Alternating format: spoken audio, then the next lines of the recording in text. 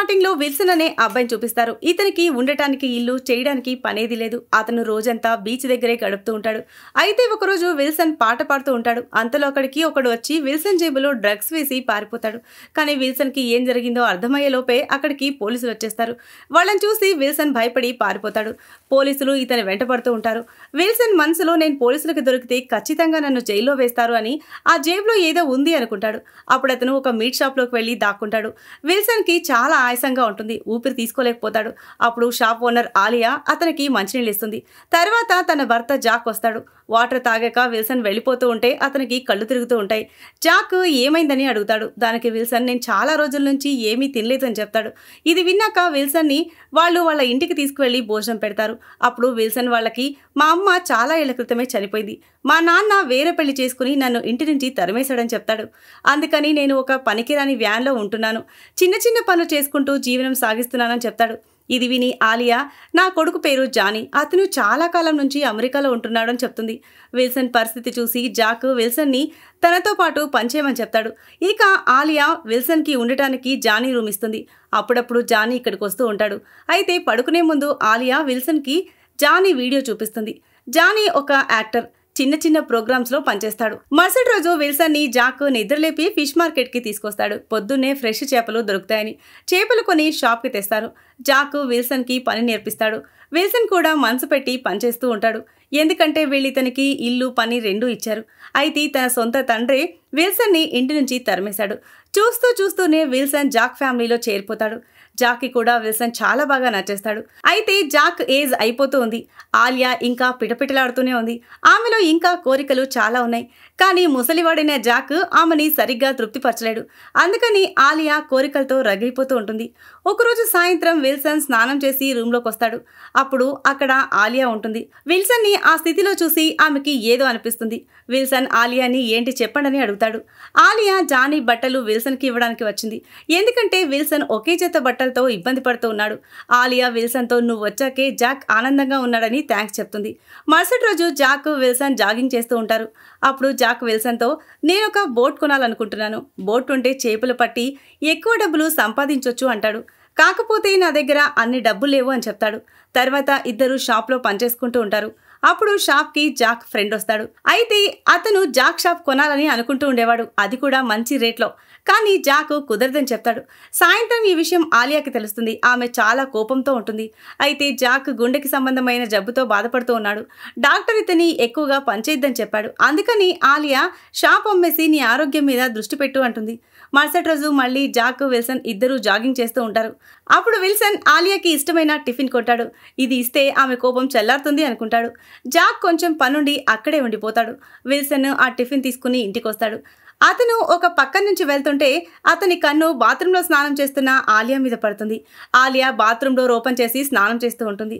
Wilson వచ్చింది చూసి Alia door మూసేస్తుంది. కొద్దిసేపటి తర్వాత స్నానం చేసి హాల్లోకి వచ్చి విల్సన్తో మాట్లాడుతూ జాక్ ఎక్కువ పని చేయలేడు. అందుకే అతను తొందరగా షాప్ అమ్మితే బాగుంటుంది అని అనుకుంటున్నాను. ఈ విషయంలో నాకు నీ సహాయం కావాలి అంటుంది. జాక్ నీ మాట వింటాడు.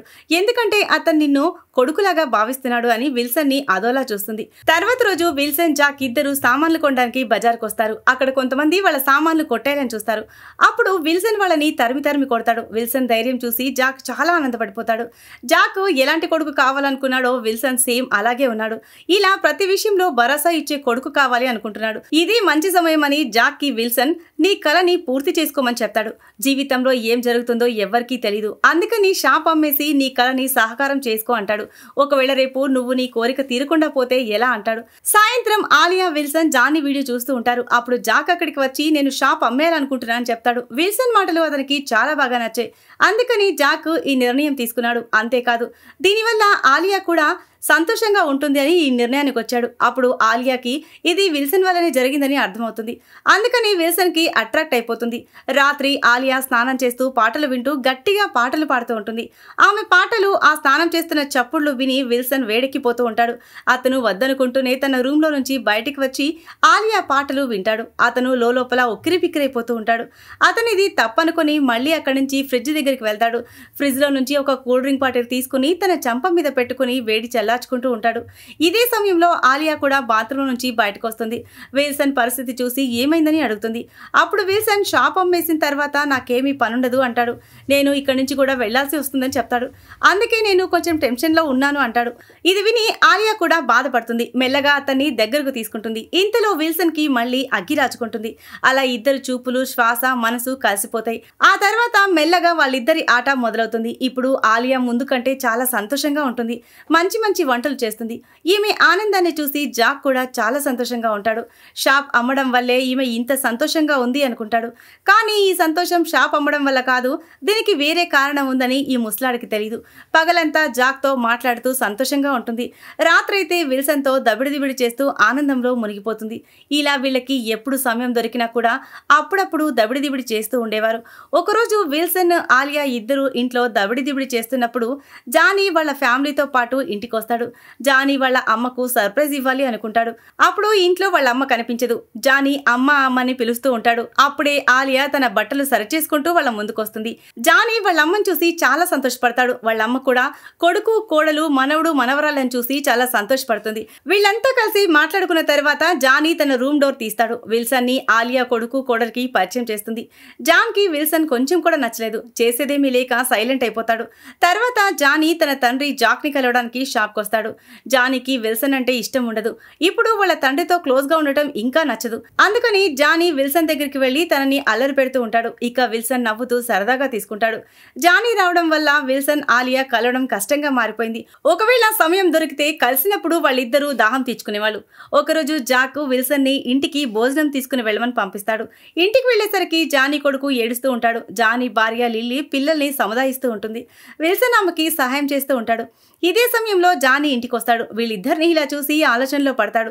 వీళ్ళిద్దరి మధ్య ఏదో జరుగుతుంది అనుకుంటాడు. కొంతసేపటి తర్వాత చీకటి పడుతుంది. అప్పుడు జాక్ పక్కన పడుకున్న ఆలియా మెల్లగా లేచి విల్సన్ దగ్గరికి వెళ్ళాలి అనుకుంటుంది. అప్పుడు జాక్ పడుకోలేదని అర్థమయ్యి మళ్ళీ వచ్చి బెడ్ మీద పడుకుంటుంది.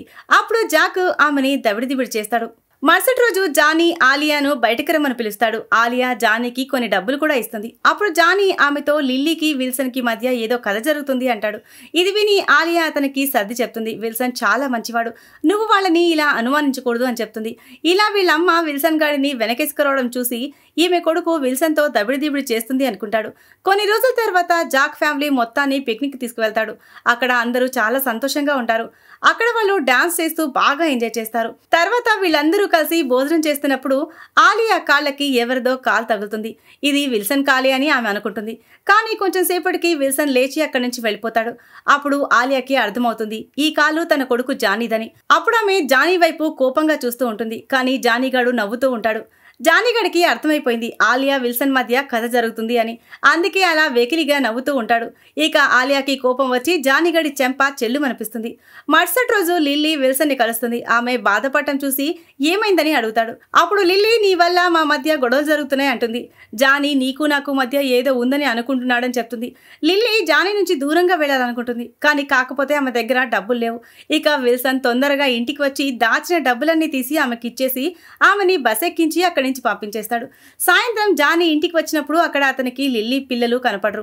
ఆలోచించి జాక్కి ఫోన్ చేసి లిల్లీ అక్కడ ఉందా అని అడుగుతాడు. నాకు తెలియదని అతను సమాధానం చెప్తాడు. తర్వాత జాక్ ఫోను విల్సన్కి ఇచ్చేస్తాడు. విల్సన్ కూడా నాకు తెలియదని ఫోన్ జాక్కి ఇచ్చేస్తాడు.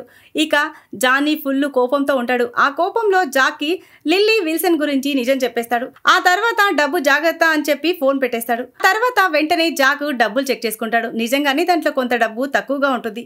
జాక్ కోపంతో విల్సన్ని ఈ డబ్బు గురించి అడుగుతూ ఉంటాడు.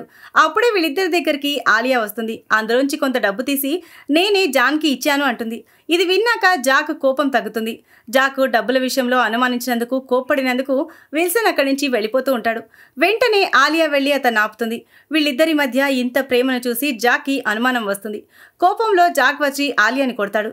అది చూసి తట్టుకోలేకపోయిన విల్సన్ జాక్ మీద తిరగబడి కొడతాడు. జాక్ వెంటనే కింద పడి అక్కడికక్కడే చనిపోతాడు. జాక్ చనిపోవడం వల్ల విల్సన్ చాలా బాధపడుతూ ఉంటాడు.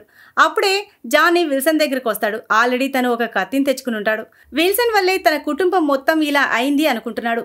విల్సన్ జానీతో మాట్లాడకుండా అక్కడి నుంచి వెళ్ళిపోతూ ఉంటాడు. అప్పుడు జానీ వెనకాల నుంచి వచ్చి కత్తితో విల్సన్ గొంతు కోసి చంపేస్తాడు. ఈ సీన్తోనే ఈ మూవీ ఎండ్ అవుతుంది. సో ఇది ఫ్రెండ్స్ ఇవాల్టి స్టోరీ. ఈ స్టోరీ కనుక మీకు నచ్చినట్లయితే మరికొన్ని ఇంట్రెస్టింగ్ స్టోరీస్ కోసం ఛానల్ని సబ్స్క్రైబ్ చేయండి. Thanks for watching.